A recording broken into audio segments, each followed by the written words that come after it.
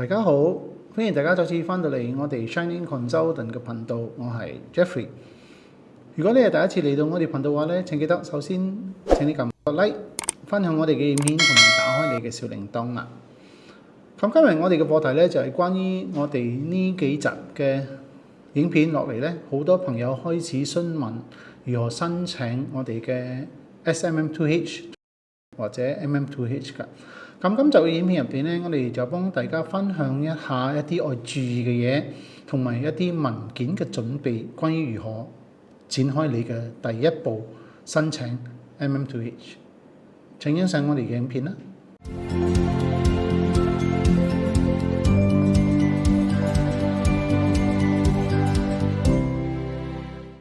この番組はご覧のスポンサーの提供でお送りします。今日我哋嘅課題咧就係關於如何開始申請 MM2H 或者係 SMM2H 啦。咁因為好多啲朋友都有私信我哋問點樣開始申請呢兩個計劃其中之一個。咁其實咧都係可以嚟做一個兩個唔同嘅方案，就係因為好多朋友就係門檻低，我哋嘅 SMM2H 啦，你可以就係入紙申請住 SMM2H， 因為其實咧你攞成個文件啲過程，好似良民證咧，你啲月結單嗰啲嘢咧都需要啲時間嘅。所以如果係呢一個時段入邊咧，我哋嘅 MM2H 有咩新嘅宣佈或者係更改嘅話咧，其實大家都可以轉由我哋嘅 Sarawak MM2H 翻嚟我哋嘅 MM2H 㗎。好，咁唔講咁多廢話，我哋就開始我哋今日嘅影片，如何開始申請 MM2H 啦。好啦，咁首先咧最重要嘅就係如何選擇一個恰當嘅第二家園嘅中介公司，呢個係非常之重要㗎啊。咁我哋咧呢度愛特別嘅提醒大家，如果係你嘅中介咧就係任何非馬來西亞公民幫你講，我可以幫你申請呢個第二家園嘅計劃咧，大家就愛警惕啦啊！因為咧根據我哋馬來西亞嘅旅遊法令咧，係外國人係唔容許持有任何第二家園嘅公司嘅股權嘅所以咧如果係嗰個人幫你講咧，我有一間公司可以幫你申請咧就係咧應該佢係算係一個 agent 嚟㗎啦所以如果係你係通過 agent 或者係我哋所講嘅第三方嘅申請嘅話咧，所以咧你一定要檢查清楚咧，究竟你係通過邊一間嘅馬來西亞嘅中介公司幫你做呢個申請㗎。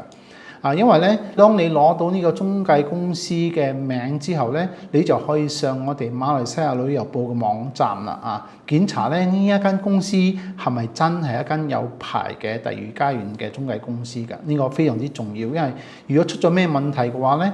你去馬來西亞旅遊部投訴咧，你係受理嘅。但係如果你唔係通過即係有 license 嘅公司嚟申請嘅話咧，咁就自己保重㗎啦好。我哋呢個就係旅遊部咧對於馬來西亞第二家園中介公司嘅一個申請嘅基本要求，即係成立一間公司㗎好啦，喺佢嘅條章入邊咧，你可以睇到喺呢個第一項 B 章入邊咧，佢有講明啦。所有嘅公司愛申請呢個 MM2H 嘅 license 嘅話咧，你係愛符合我哋呢個附件 A 所要求嘅一個條件㗎。咁附件 A 係乜嘢咧？就係佢嘅章程入邊咧就有寫明啦你可以睇到咧呢度咧就係我哋叫做持股者啦所以咧呢個shareholder 咧係一定係需要100%嘅馬來西亞公民或者係土族或者係非土族，即係唐人啦、印度人啦都可以嘅。但係咧你嘅公司嘅持有嘅股份咧係一定要100%咧係馬來西亞嘅公民嘅。所以呢個就係點解我所講嘅，如果係一個外國人幫你講，佢可以幫你做呢個申請嘅話咧咁就你可以 check 清楚啦，好嘛？在你開始之前，我哋嘅公司咧就係喺馬來西亞有註冊旅遊部嘅呢個第二家園中介公司，大家可以睇到呢個係我哋嘅 license， 你都可以上呢個旅遊局嘅網站咧嚟 check 下我哋公司嘅背景㗎。除咗呢一個 advantage 之外咧，其實咧好多嘅而家公司咧喺香港咧係一間寫字樓啦，一個 small office 咧幫你做申請嘅。但係咧，如果係你覺得比較方便嘅話咧，其實我哋咧本身都有一間香港嘅律師樓咧，作為一個合作嘅伙伴咧，去協助你嘅 MM2H 嘅申請嘅。正式開始啦！我哋申請第二階段所需要嘅文件咧，就係第一張你個人嘅呢個履歷表啦，第二你嘅相8張，記得藍色嘅背景，第三你嘅 passport photocopy 啦，但係我哋每一面咧係都需要印落嚟嘅，現酬咧需要做公證嘅。第四就係良民證啦，咁等陣咧我哋幫大家講下你點樣去申請呢個良民證啦。咁第五咧就係如果你係幫配偶一齊嚟嘅話咧，就需要呢個結婚證書啦，都係一樣嘅，我哋做一個公證嘅。然後咧，如果係你有攜帶你嘅仔女嘅話咧，或者係養子就係咧你愛出示佢嘅呢個出生證明啦，同埋一啲法律嘅文件啦，即係證明咧佢係你嘅養子啦。呢個一樣嘅，都係我做呢個公證。咁第七咧就係你嘅流動資產同埋定期存款嘅呢個證明啦。咁呢度咧我哋幫大家提醒一下啦，因為咧香港有啲銀行咧佢嘅呢個月結單或者係你嘅所有嘅呢個 statement 就係咧係用中文㗎。呢個我注意啦，因為咧馬來西亞官方呢度咧其實係要求全部嘅文件係馬來文或者係英文，中文係唔接受㗎。所以咧你可以向你嘅銀行要求咧就係俾你一份英文嘅呢個月結單啦。咁第8咧都係你嘅月收入證明啦。所以咧就係按你6個月嘅收入證明啦，同埋你嘅銀行嘅呢個帳單啦。咁呢個一樣㗎啦。即係如果係中文嘅話咧，都係唔接受㗎。你愛做一個 translation 就係比較麻煩啲啦。所以最好咧，你係做一份英文嘅呢個收入證明啦。好，咁接落嚟咧，如果係你有俾我哋任何嘅非英文嘅相關原件嘅話咧，咁咧你到馬來西亞嘅時候咧，係再一次揾一個合法嘅翻譯員咧，就係翻譯同埋 certify 㗎。咁呢個咧就嘥少少時間㗎啦。所以如果你愛加速你嘅申請嘅話咧，就記得啦，所有嘅文件咧就用英文嘅呢個 version 啦。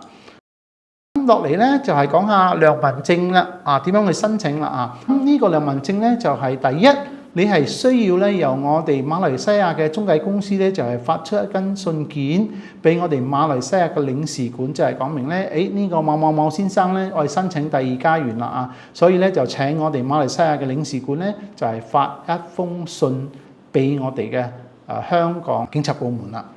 咁咧當你攞到呢個信之後咧，你就去上網就係去我哋嘅香港警務處咧就係 download 你嘅申請表格啦，同埋你嘅呢個同意接受套取指紋嘅呢個授權書啦。然後咧就係最重要嘅就係你嘅個人嘅身份證啦。總之咧就係申請良民證所需要嘅文件，所以你準備好啦。接落嚟就係咧你愛預約你嘅時間去我哋嘅香港警務處㗎。最少係1日之前，你可以第2個方法，一就係你上網預約呢個日期，就係你要睇到啦，呢個就係佢嘅呢個 address 啦。第二咧就係你可以打電話就係查詢去做一個 appointment 㗎。所以咧，當你攞到 appointment 之後咧，時間到嘅時候就上我哋嘅香港警務處咧灣仔軍器廠警察總部咧就係14樓啦。佢嘅無犯罪記錄證明書嘅辦事處度咧就係入紙申請我哋嘅呢個良民證啦。